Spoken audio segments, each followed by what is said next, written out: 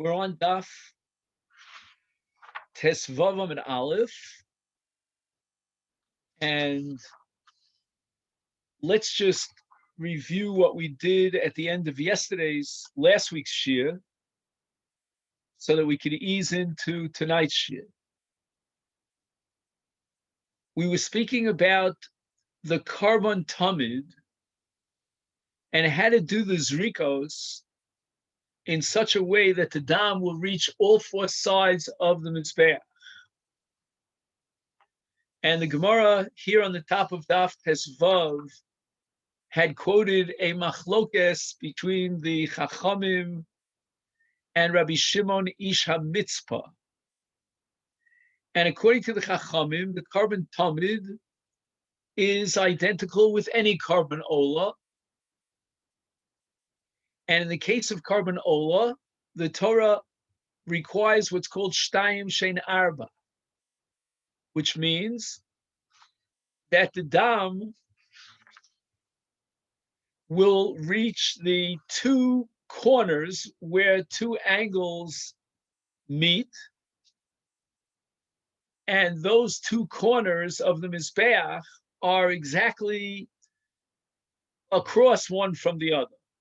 If you would draw a diagonal line from one to the other, by doing a zrika on each of these 90-degree angle corners, the dam will roll down two sides of the mizbeach, and in the corresponding corner, once again, it will roll down the two sides of the mizbeach, such that he's actually covered all four sides of the mizbeach with the dam. Now, what's important is to understand where are these two corners? The mizbeach goes from east to west. So when the Kohen enters the mizbeach, he turns to his right, and that's called the north. And at that corner, when the eastern side of the mizbeach hits the north, that's called the keren, meaning the zavis, the corner. Mizrachis tzfonis. Mizrachis tzfonis. Now, so the Kohen is now turned to his right, hits that first corner. That's the corner where the Mizrach meets up with the Tzafon, and that's the Mizrachis tzfonis. Now the Kohen continues walking around the mizbeach, going all the way up the northern side of the mizbeach, turns to his left when he reaches the western side of the mizbeach, and goes all the way to his left, meaning across the west, until he hits the corner of the west, meaning the south.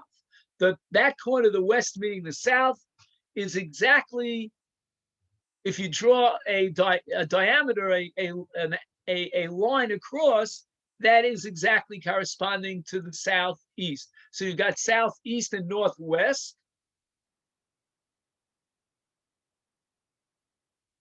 Sorry. 1 second. Let me start again. You've got northeast,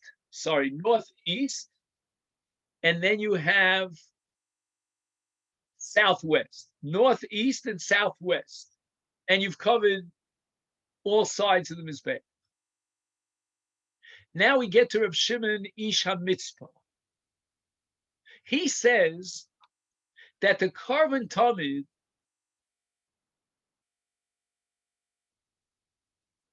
one second. The carbon tamid is different than every other carbon ola. How so? While you begin by turning towards the north on the eastern side, and you do the zrika at the northeast, so far it's exactly identical.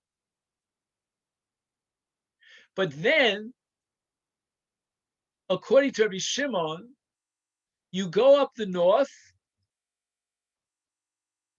And when you turn west, just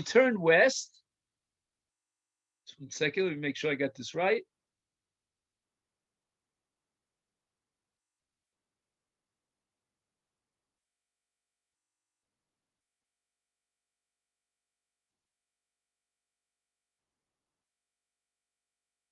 Oh, so you turn to your left, which means west. And then what you do is you do a zrika in 2 stages. First, a zrika on the west, and then turning south, another zrika on the south. So whereas the chachamim on the southwestern corner have 1 zrika, and the dam is going to fall on both the western side of the mizbeach and the southern side of the mizbeach. Rabbi Shimon requires 2 zrikos, in a sense, splitting that zrika, in which he has a separate zrika on the west and a separate zrika on the south. And where does Rabbi Shimon Isha Mitzvah get this from? He borrows it from the Chatos. The Chatos requires 4 zrikos on all 4 sides of the Mizbeach. There's no such thing in Chatos as killing 2 birds with 1 stone, Shtayim Shein Achas, of doing a zrika at a corner and have the dam fall on both sides. Now, 2 questions we have to ask. Question number 1 is, why should the carbon ola, according to Rabbi Shimon, be different? I'm sorry, why should the carbon tamid as a carbon ola be different than any other carbon ola? Every carbon ola requires 2 zrikot, shtayim shein arba, on the 2 corners as we described it. Why does Rabbi Shimon borrow from the carbon chatos, jacking up the number of zrikos in the case of a carbon tamid from 2 to 3? And furthermore, second question, if Rabbi Shimon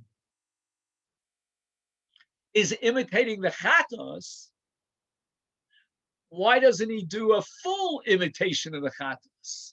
Why doesn't he have, in the case of the carbon tamid, 4 zrikos, separate zrikos on each one of the 4 sides of the mizbeach?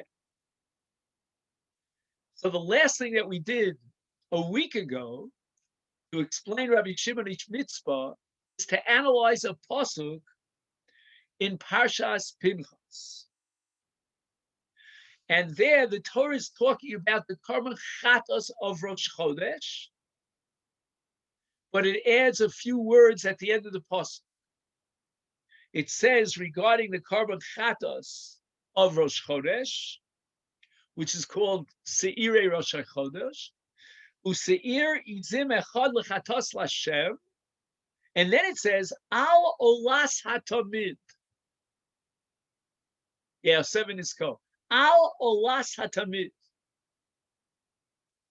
And Rabbi Shimon understood that what this pasuk is telling me is that you take the chatos, meaning the matan domim of chatos, and you superimpose it, sort of you clone it onto the olas tamid, and you end up, according to Rabbi Shimon, with a very complex carbon, the carbon tamid, as far as Rikas Hadam is concerned. On the one hand, it's a carbon ola. The Torah calls it an ola, olas hatamid, which means shtayim shein arba. On the other hand, the Torah teaches us that the chatos will spill over and somehow impact itself on the carbon tamid. So if Shimon is trying to figure out how you can have a carbon which is on the one hand classified essentially as a carbon ola, and at the other hand, you want to borrow the matan damim of the chatos. And Rav Shimon comes up with a formula that's kind of like a compromise, or if you want to call it a hybrid. He's got the fundamental matan damim, the zrikos of what? Of a korban olah.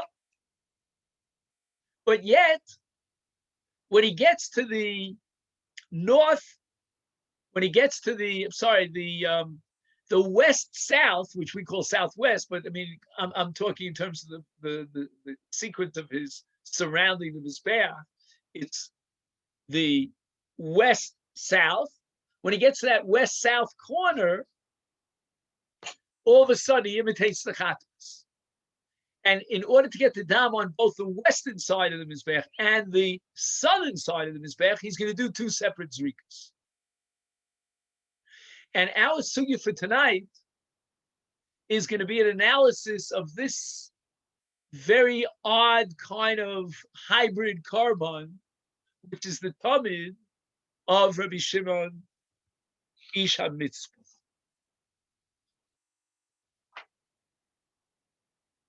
So the language, before we start the Gemara inside for tonight, just to get the language of Rabbi Shimon down, Amar Rachmana, the Torah says, Olahi, the tamid is a korban olah, but avid be ma'isa chatos. You've got to take some sort of ma'isa chatos and superimpose it onto the olah. Okay. So where are we up to? We're up to the words v'litain. Let's see if we can find the words v'litain, shtayim shein arba.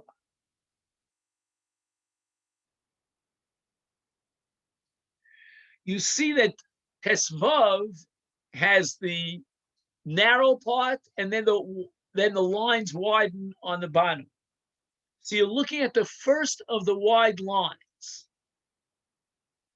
which begins with the word shehen. If you take a little bit of a beeline to your left, you'll see v'litain. Are we all on the same page? Esvavam and Aleph, the first of the wide lines, the word v'litain. And this is the first kasha, the first objection that the Gemara is raising against Rabbi Shimon Ish HaMitzvah. V'litain shtayin shein arba, k'maisa ola, and then arba, shein arba, k'maisa chatos. Rabbi Shimon, you derive from the pasuk, Seir izim echad lachatos al olas hatamid, that you need a ma'isa chatos for a korban olah. Why don't you do both? Treat this korban tamid as an olah, which it is, and the Torah says it's an olas hatamid, and that requires shtayim shein arba. The Torah says al olas hatamid, meaning you're borrowing the ma'isa chatos. Now you're ready for a ma'isa chatos, which means that you need 4 zrikos on all 4 sides of this bear. So that's the first objection. So the Gemara defends Rabbi Shimon.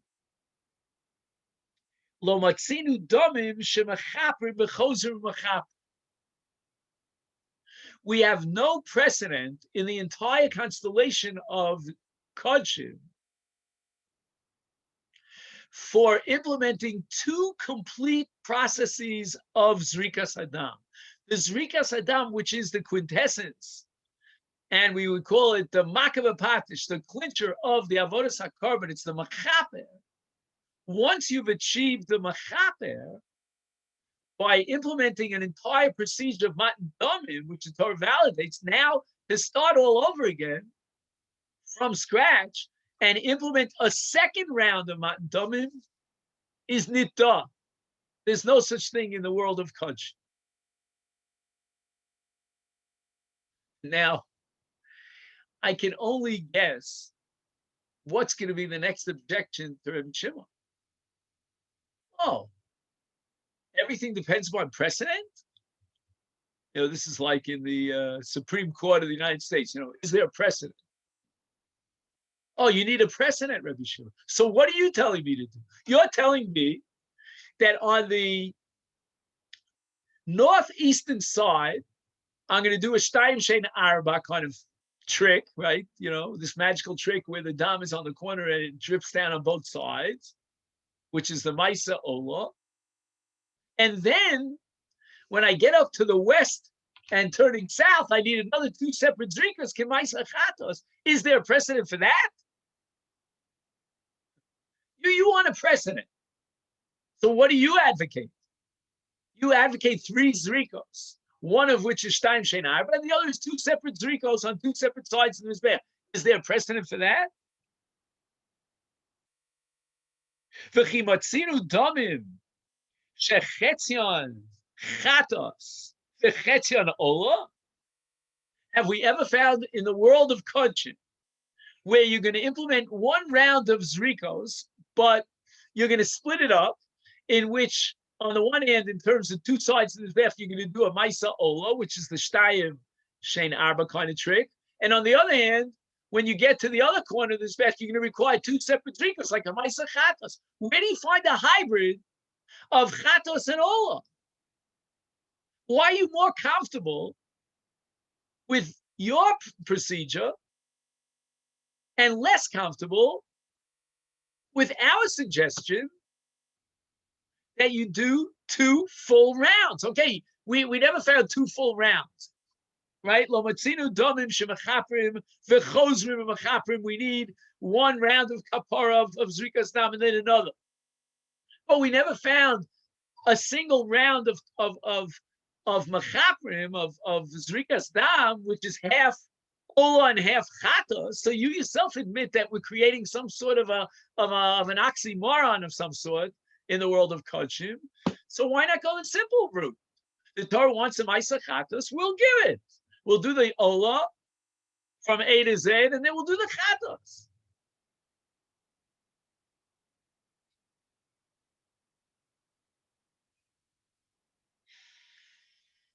Ella, what's bothering you, Rabbi Shimon? Al Karchan, like whether we like it or not, Ikishan Akosav, the Torah has compared the Talmud, which is called an Ola, to Chatos, and therefore you want to get something of both. So you're generating a hybrid. Okay, I admit that we have to generate a hybrid, but Hachinami, let's do it our way. Let's complete the Zrikas Adam of an Ola, and then begin with a full-fledged Zrikas Adam of a Chatos on all four sides. There's enough Dam. Well, Kochan Ikishan Akosu. And now we have the Hekesh, in which the Torah adds the Maisa Chatos on top of the Maisa Ola in the case of a Talmud. So the Gemara answers that I have a choice. Reb Shimon has two alternatives. He has to decide which alternative is more attractive, logically. So Reb Shimon says, let's try to do it in a way that's least obtrusive, least obvious, and calling attention that we're fundamentally doing something that completely undermines anything that we found within the whole constellation of Kodshim. Let's try to be mamayit shinui, to limit and reduce the change.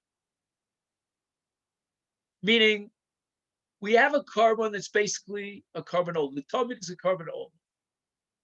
Now the Torah says, superimpose a Maisa Chatos on the Ola. Let's do it in the least radical way, in the least obvious way. Let's keep it as close to home as possible.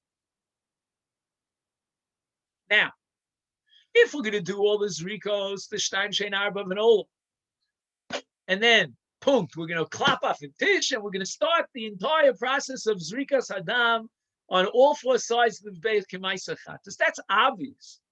Now you're really undermining everything that we know about the world of Kodshim. There's Zrika Matan Domim of Ola, there's Zrika Matan Domim of Chatos, and now you're doing both in one carbon. I mean, that's like a machaper on top of a machaper. We don't have such a thing. I would prefer, says Rabbi Shimon, let's sort of play pull the wool over the eyes of the spectator, make it a little bit less radically changed. He started on the east northeast corner. So far, it's exactly Shteim Shein Arba of an Ola. And then when he gets to the west south corner, instead of doing one zrika, he does two zrikas.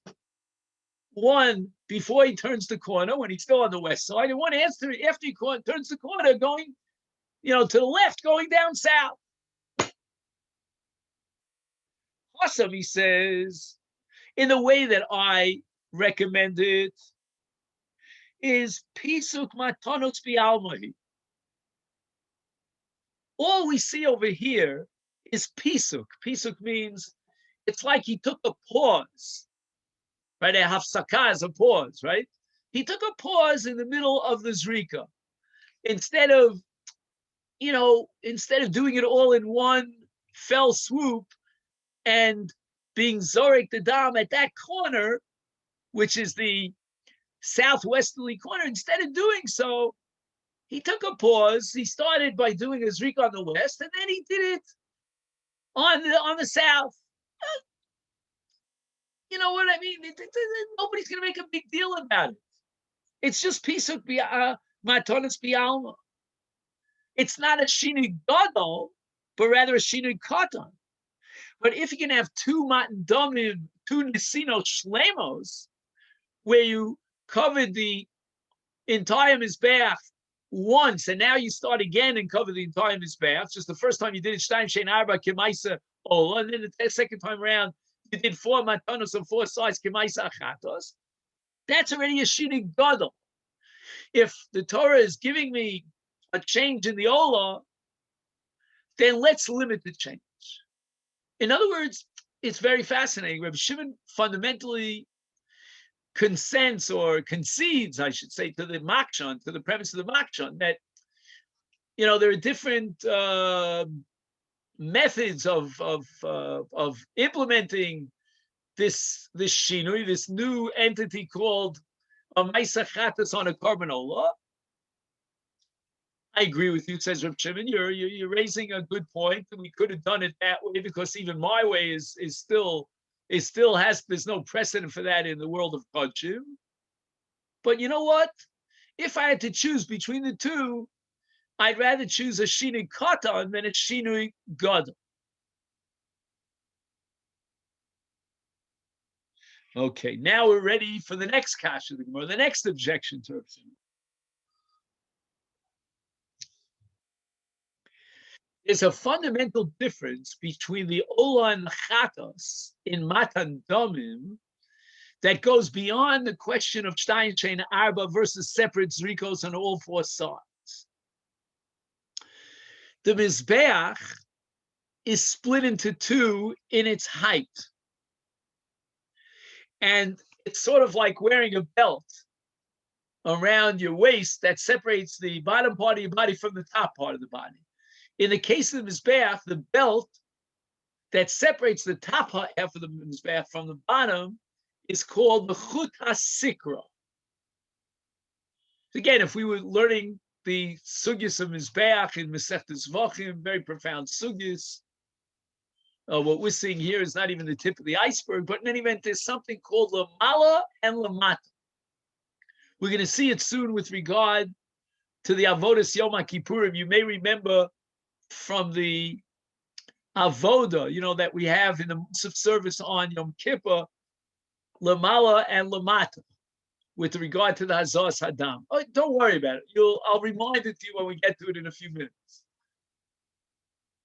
Now, in the world of Kodshim, with regard to Zrika, which, as I said, Zrika that's the clincher of the whole avoda.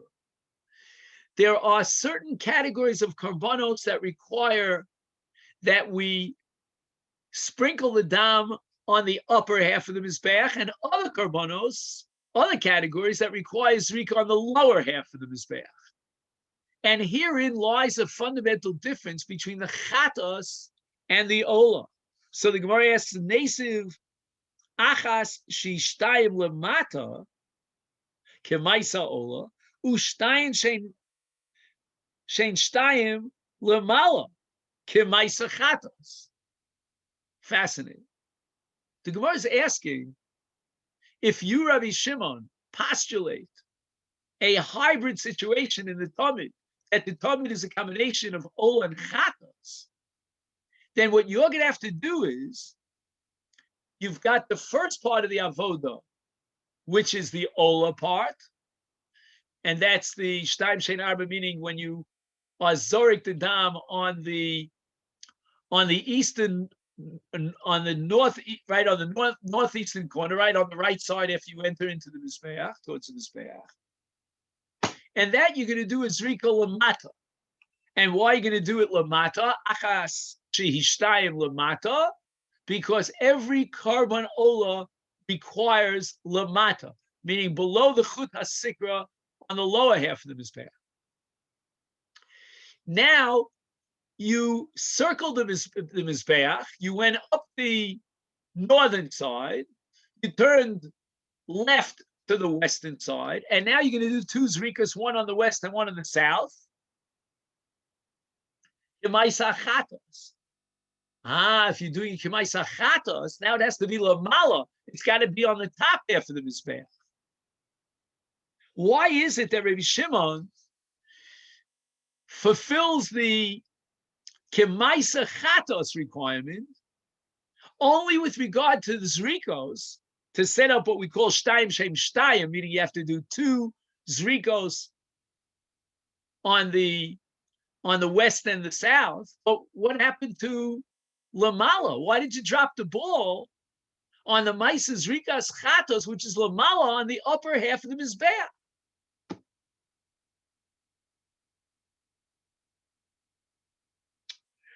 Now, one of the commentaries on Masechet Yoma, I think we've quoted him in the past, the Siach Yitzchak, he raised the following question.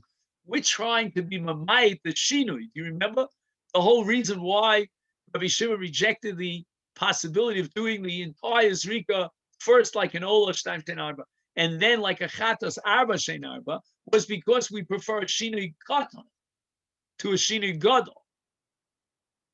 So the Siach Yitzchak says, from this question of the Gemara, you have to derive the conclusion that lamala and lamata is still a shinui katan. So it's still within the purview of fulfilling that vision of Rabbi Shimon for the carbon Talmud in terms of the Matan Damim, without shaking up the world and creating a shinui gadol. Nobody's going to notice the difference except for the Kohen and this, the great scholars who are experts in the laws of Kodshim, that we started with a Matan Damim lamata, and then we finished with a Matan Damim lamala, below the sikra, above the sikra. But the next shakla of Itaria in the Gemara to answer this question is going to be very similar to what we did before. The Gemara says, "Lo matzinu damim shechetziam lamala v'chetziam lamata." That, you know what? If you want to determine whether something is a shinui gadol or a shinui katan, then you have to ask yourself whether or not that exists somewhere in the constellation of Kodshim. Do we have any precedent in Kodshim for splitting the Matan Damim into two parts, half of which is for the bottom part of the Mizbech and half on the top of the Mizbech? And the answer is no. Or so the Gemara thinks now. There is no such precedent. And therefore, when the Gemara derives, Rabbi Shimon derives from the extra words, al olas hatamid, that you need a Maisa Chatas on top, superimposed on the Maisa Ola of the Tamid, then what we're going to have to break away from the precedents of Kodshim in the least radical way, in the most modest way, but we're not going to extend it to the question of Lamal Lamata, because there is no precedent for splitting matan domim, half lamala and half lamata. And basically, Rav Shimon is implying that if you find such a precedent, that I'm going to have to admit that in this category of a korban tobit, which is a hybrid of both ola and chatos, I'm going to have to supply, a both ola malo lamata, because the ola part of the Talmud requires lamata, and the chatos part of the Talmud requires lamata. So now, for the rest of the sugya for tonight, we're going to try to see if we can find somewhere in the world of Kodshim a precedent for taking the avoda half lamala and half lamata. Velo, are you correct? Rabbi Shimon, your premise that there is no such precedent? Fasnan, there's a Mishnah later on at Daf Nun Gimel. The Kohen Gadol goes into the Kodesh Kadoshim on Yom Kippurim, and he's holding on to the Dam Hapar. And the Torah says, Vehiza mimenu, this is a quote from the Mishnah, Achas lamala, Vesheva lamata. You may remember the Chazan singing, Achas, Achas, V'achas, Achas, V'shtayim, etc., etc. All told, he needs 8 hazos. He's going to sprinkle the Dam Hapar on what's called the kapores, and he's going to sprinkle achas lamala, the first of the 8 are lamala, and sheva lamata. You can imagine that if you're familiar with Hasidic Torah, they're going to have a blast with this. What is the symbolism of achas? Why is it lamala? What's the symbolism of sheva lamata? Again, it's all speculation. The Torah doesn't reveal any clue as to why it's achas lamala but sheva lamata.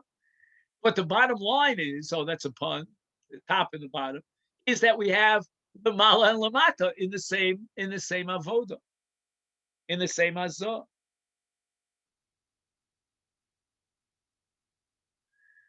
So the Gemara says you're making a mistake.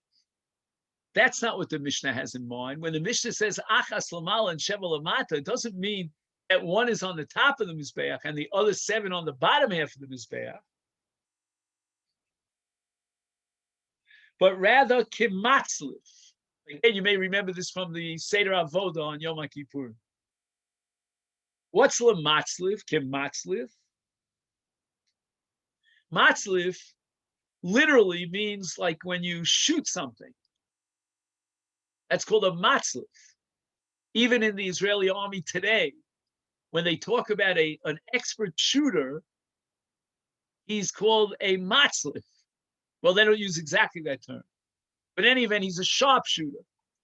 Now, what happens is he picks up the dam and he points the top of his hand, this is called the gav hayad, downwards, and he does a matzlif, which means that with each additional hazah, he moves down, down, down, down. He shoots lower and lower and lower. But it's not that half one is lamala on the top half of the mizbeach and the other is lamata on the bottom half of the mizbeach. In matzlif, I'm going to read to you Rashi's explanation of kematzlif. Yehei mazes hazor rishona klape mala. Klape mala means towards the top. It doesn't matter where it is on the mizbeach, but a higher point on the mizbeach. Ves hazor shalachrea, the next hazor,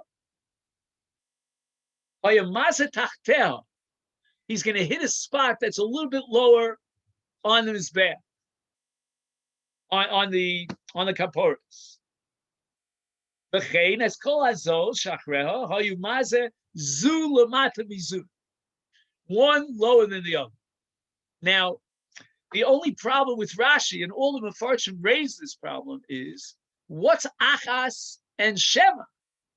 According to Rashi, it seems like kematzlif means 1, 2, 3, 4, 5. You keep going lower and lower and lower on the kapores. But what's the difference between number 1 and the other 7?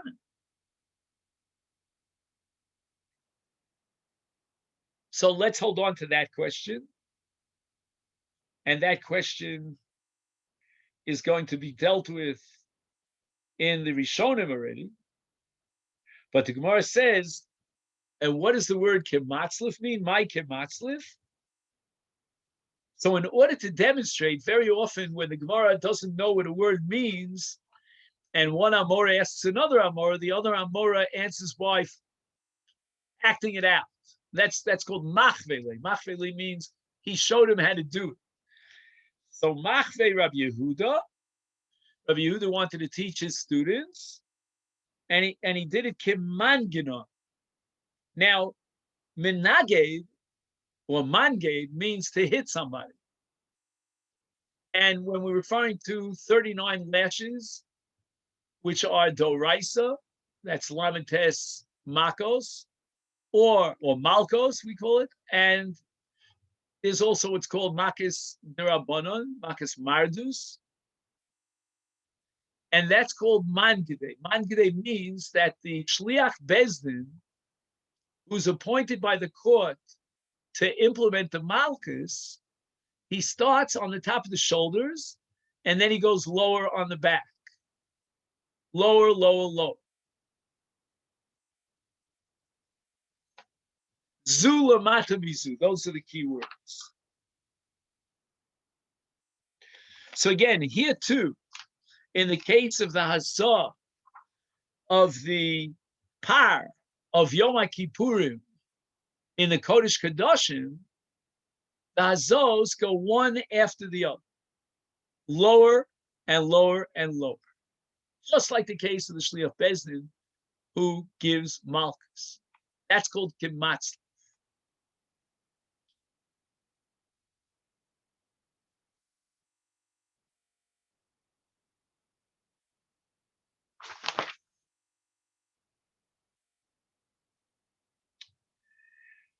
Tosus Harosh, the Ritva, Hikshu,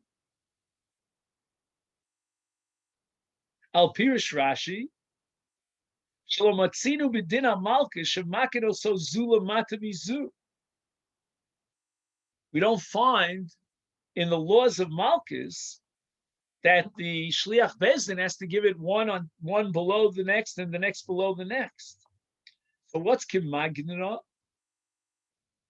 That haloke hayemote mutala amud v'shliach bezdin omed me'achro v'no sein es shlisha malchus bebitno u'shnei shlish begabo nimtza shekasho hayemake loke begabo oyu etzbos yodno shel shliach bezdin mufnos klapi malach shaloke milafonov bebitno hayu etzbos shel shliach bezdin mufnos klapi mata. So the Ritva has a different interpretation here, and based on the halachas of Malchus, he comes to the conclusion that the first third of the Malchus, the Shliach Bezdin, has to have his fingers pointing up, in which he surrounds the stomach of the person who's Chayav Malchus, and in the second half of the Malchus, which he gives on the back, the second 2/3, his hands are going down. So it's up and down. And that's how he interprets Kimatsu.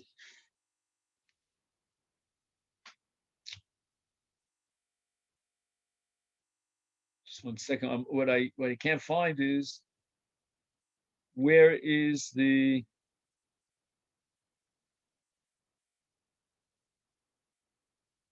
Just one second. If I don't find it, we'll just go on right now.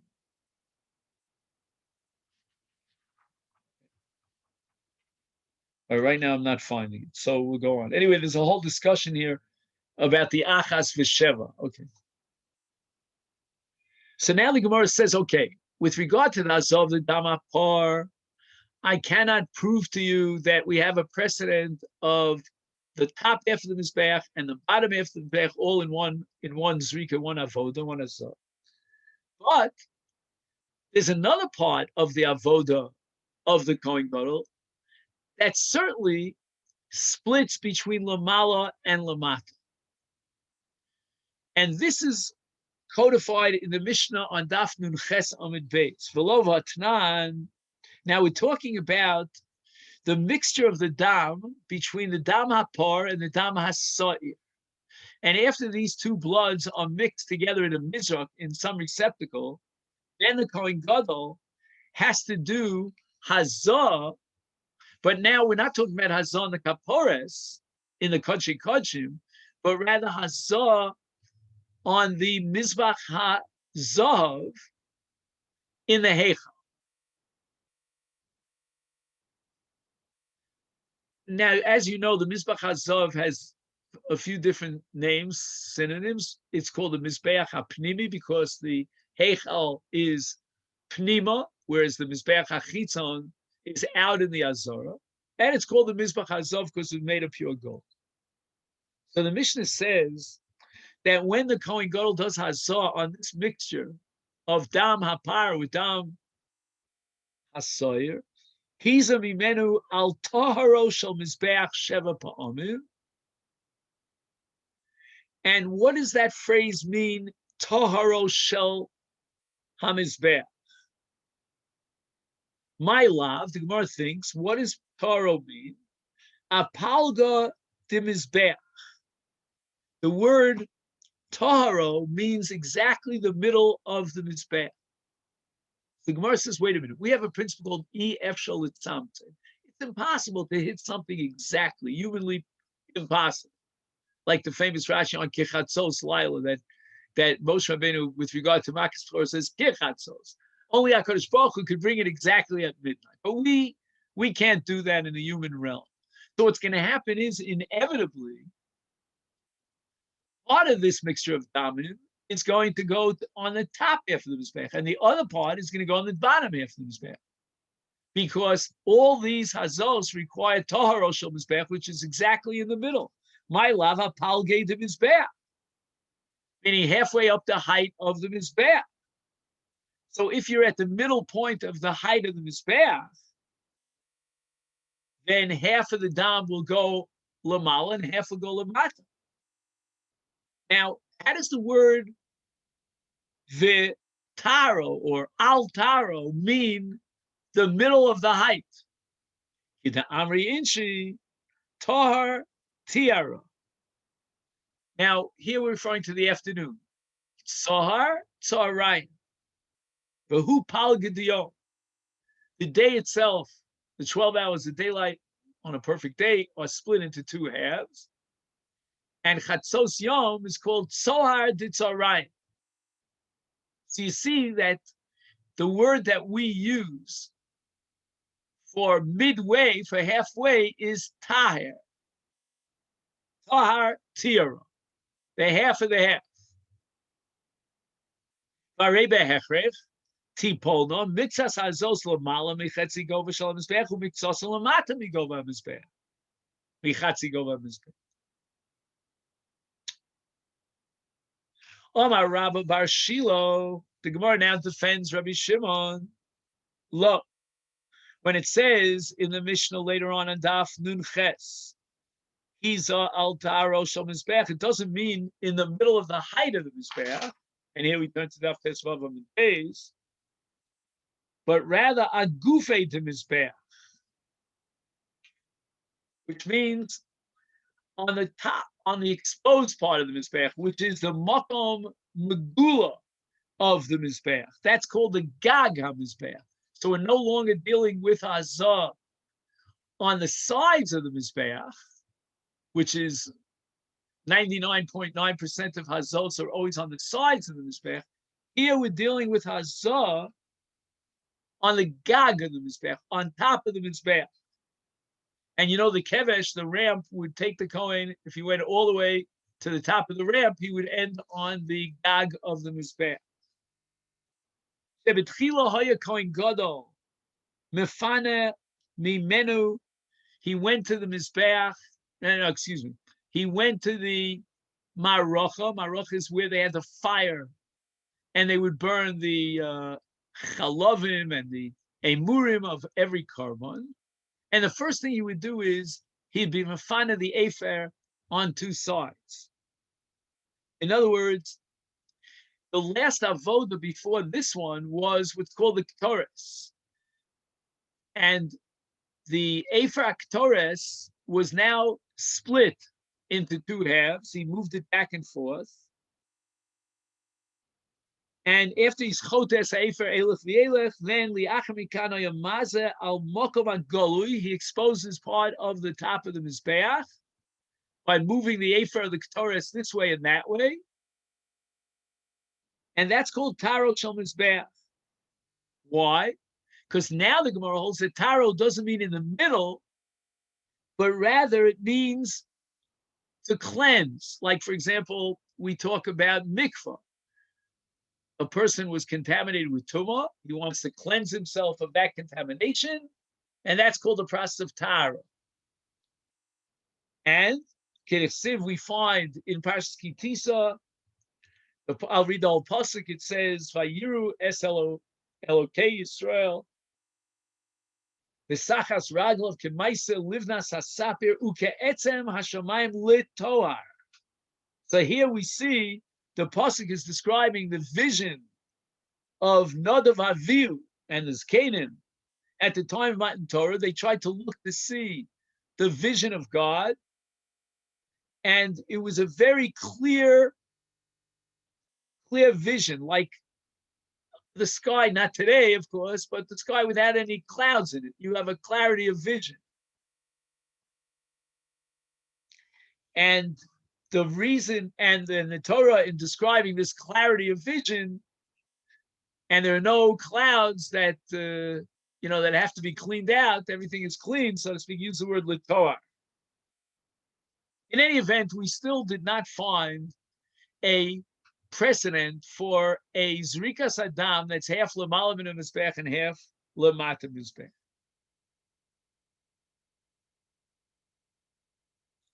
So now the Gemara raises a different question on Rabbi Shimon. Maishna de Yoav Ola Beresha v'Hadu Yoav de Chatos Nesiv Beresha de Chatos v'Hadu Nesiv de Ola. Why do you insist, Rabbi Shimon, that in terms of the sequence of Maisa Ola and Maisa Chatos, you begin with the Maisa Ola, with a Shtayim Shein Arba kind of Zrika on the northeastern corner, and then when you get to the west, you're going to do two different zrikos, one in the west and one in the south, in order to achieve the Maisa Chatos. Why not switch the order around? He could start with two matanos of a chatos, and then go on to Shtayim Shein Arba.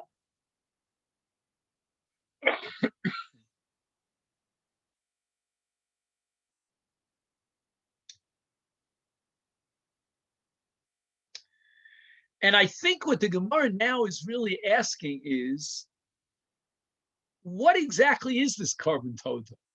Carbon tummy?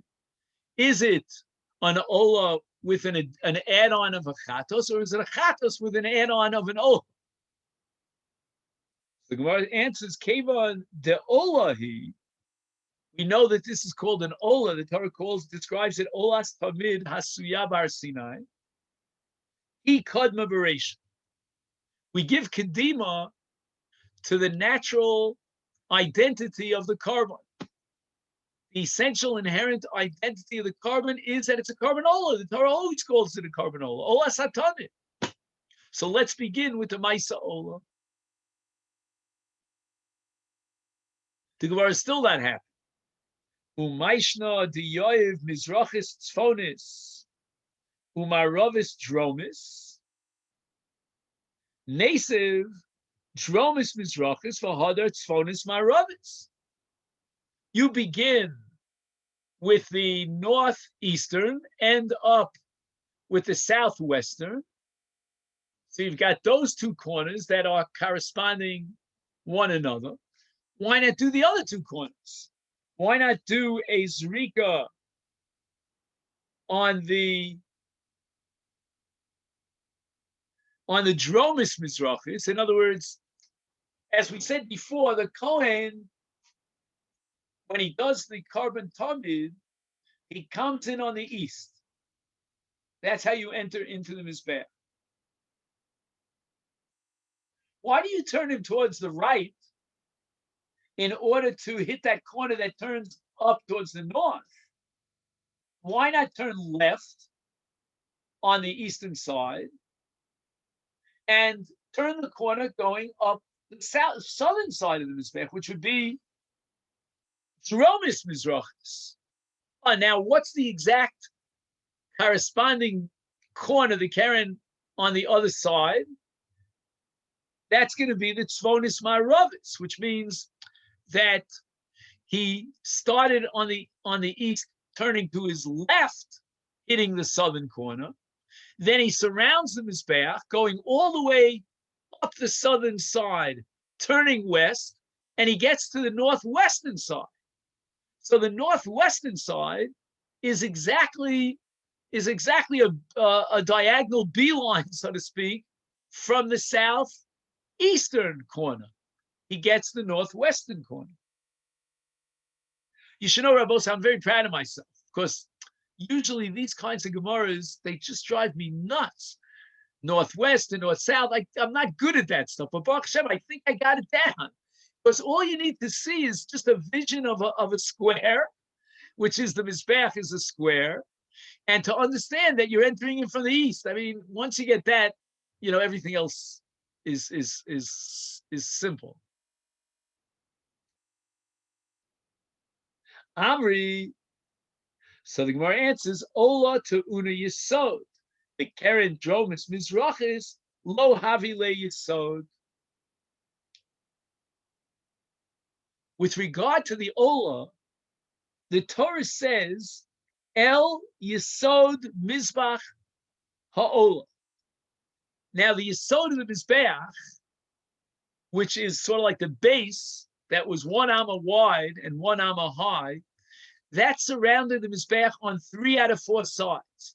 There was one side of the Mizbeach that did not have a Yisod, and that's the southeastern side. Remember, I told you that he goes left from according to Gemara's Kasha, he should go turn left from the eastern side until he hits the south corner, the southeastern corner.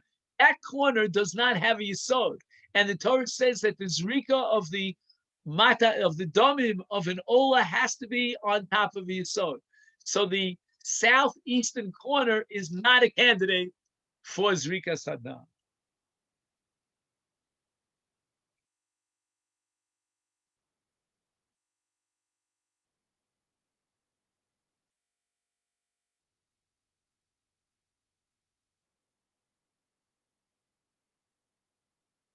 Oh, wait a second. I have to make one correction here. Just 1 second.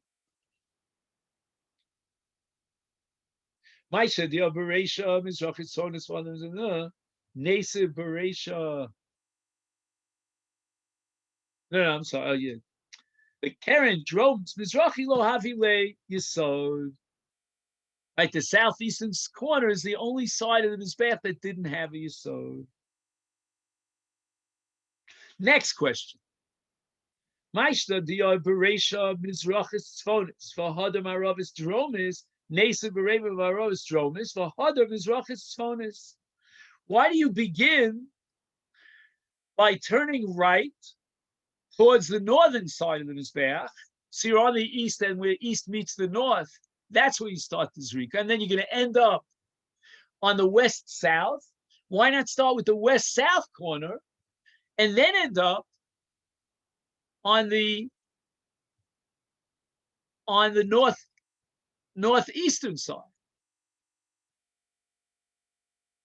The Gemara has a beautiful answer. Kevan diomar mar kol piro shatapone lo yu ela derech yamin la mizrach. The Mizrach has a right side and a left side. You should always turn right on the Mizrach side. Kol pnio shatapone ela liyamin. The right side, again, in Hasidic Torah, you'll probably have pages and pages on this. I don't know. I'm not so familiar, but there's a symbolism of the right side. We speak about it even in the Hallel. We speak about the Yamin, Hashem. The right side is always the more chashuv side. Tefillin we give chashivas to the hand that's wrapping the tefillin, and the left hand is now passive. Of course, if you're a lefty, it changes everything around. So therefore, the Kohen enters into the area of the Mizbeach from the east, and now he turns right. If he turns to his right, Pino Shatapona Lo Ela Yamin, then he's turning towards the north, and he's going to hit the first of the four corners of the Mizbeach will be the eastern north, the northeast. And that's called Bereisha Bahu Paga. Paga means that's the first corner of the Mizbeach that he's going to encounter. And that's the Tzfonis Mizrachis, and that's where he does the Shtayin Shein Arba.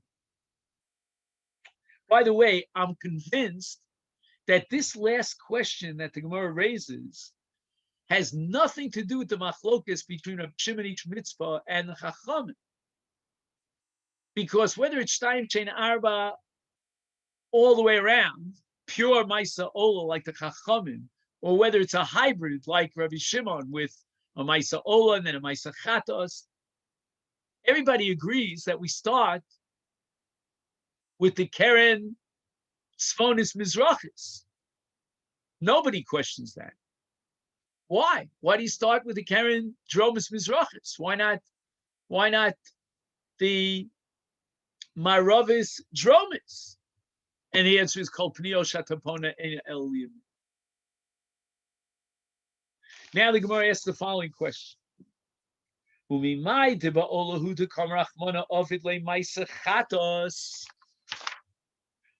does, we're almost finished, Rabbosai, but I just want to get to the punchline here. 1 second, I flipped the page, just 1 second. How does Rabbi Shimon Ish Mitzvah know that we should interpret the pasuk that this is fundamentally a carbon olah, and we're going to add on a chatos? And the Torah, by creating this hybrid, is addressing the carbon tamid. Who says so? Right? Let's go back to the pasuk. The pasuk says, "Useir izim echad lechatos." That's the chatos of Rosh Chodesh. Al olas hatamid, which means that the olas hatamid should have an impact on the soyer lechatos of Rosh Chodesh. That the soyer lechatos of Rosh Chodesh becomes this very unique hybrid. Gemara says lo salke daita. That's not even a havamina. Why? The pasuk says al olas hatamid. Al olas hatamid means A is an addition to the ola to B. What does the Torah mean? Lechatos, seir echad lechatos, seir yizim echad lechatos, and then it says al olas hatamid. It means added on as a tag on to the olas hatamid. Maybe the chatos, some element in the carbon chatos, shadi, you should throw or clone onto the ola. Perfect timing. Mamish finished the whole sugya just in time for the bell. Again, I can't tell you, it's a beautiful sugya on the one hand. If you enjoy this kind of rigorous analysis, and there's a lot of technicalities here, but it's like a puzzle. The children love playing with puzzles. I brought my grandchildren puzzle. Has 1,000 pieces. They've been working on it for months. They love it. If you're that kind of person, this is a beautiful sugya, to work out all the possibilities and come to some definite conclusion. Okay, then, Rabbosai? I'll take this opportunity to wish everyone a great Shabbos, and I think we're on for Wednesday night. It's still not Purim. All right, then? Thank you, Rabbi. Thank you very much. Shabbat shalom. Thank you so much. Shabbat shalom. Shabbat shalom. Thank you, Rabbi. Thank you.